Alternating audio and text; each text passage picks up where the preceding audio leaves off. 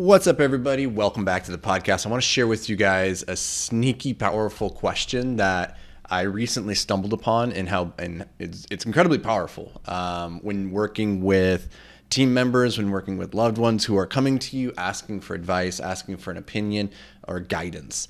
One of the things that I've had a really hard time with in the past in the role of leader is I have this tendency to sometimes just jump in and try to solve the problem for the person whose job it is to solve the problem. So if somebody comes to me and they're like, oh, what do you think about doing this and this? And suddenly I find myself inserting my opinion very heavily.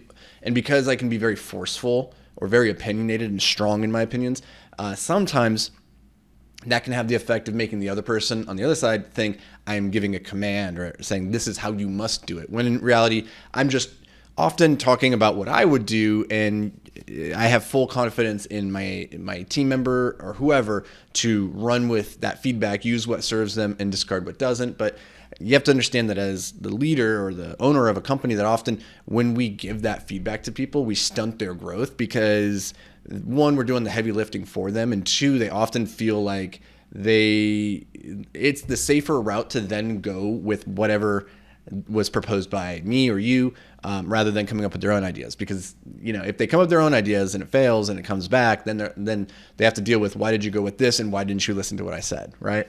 So one of the things that I learned very a long time ago, and I still struggle with it, is how to get people to find the answer for themselves.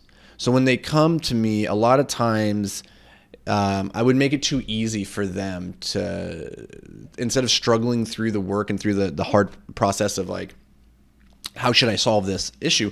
If they came to me, they knew that they could just get the quick answer in a lot of cases because I maybe knew it more intimately, but it was stunting their growth.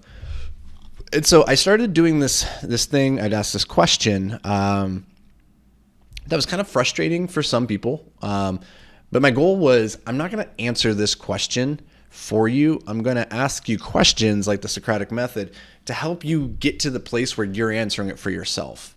Or if it's one of those situations, like in a lot of situations of life where there isn't like a clear-cut right or wrong answer, it's just varying shades of gray, and really it just comes down to your judgment and the probability of success with this decision versus that, and it can be very stylistic. It can be hard to say, like, was that the right choice? So in those cases, I try to get that other person to really think through it by asking this question.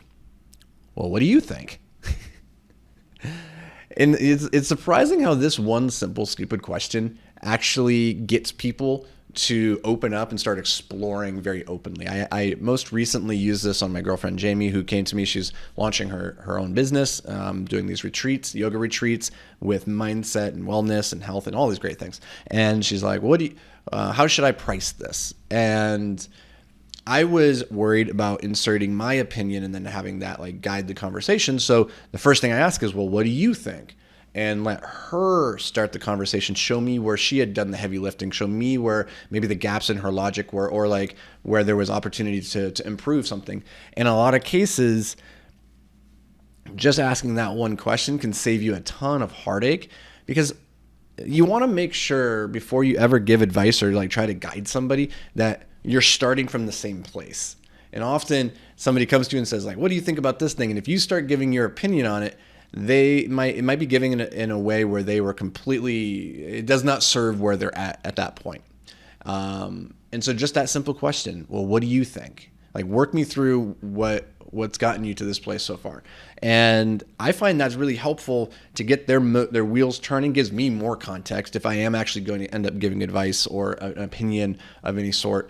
Then at least it's coming from a position where I have more context to the situation and what they've already thought through. Because the worst thing in the world is giving advice to somebody that they've already explored and saying, oh, you should do this. And like, I already tried that. Right. And so you don't want to put yourself in that situation by just shooting advice from the hip like a gunslinger in the Wild Wild West. You want to make sure you're more like a sniper, and that the advice, the opinion that you give is very targeted and will hit the target. One shot, one kill, ideally.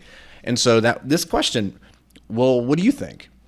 I find to be very, very powerful. It flips the relationship. It gives you an opportunity to ask more follow-up questions like, oh, why do you think, what led you to that opinion versus this? Or it sounds like you've thought this through. Have you thought about this? Right? And instead of giving declarative answers, you just keep asking exploratory questions that gets the other person to continue digging and digging. And eventually they have guided themselves to a solution or to an answer.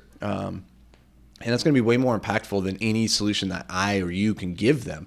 And so that's the gift that we can give the people that we are leading as managers or as business owners, or just, loved ones, partners, is like helping people get to the answer themselves, because they will, it's an answer then that they are going to get more fully behind. You're not going to have to convince them that you're right or that they're wrong.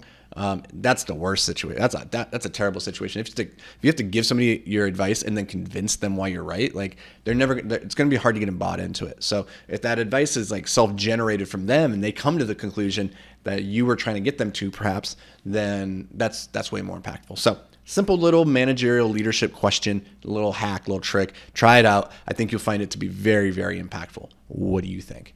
Okay, so that's going to do it for me, guys. I'm looking forward to seeing you back here tomorrow. But until then, stay hyper-focused, my friend.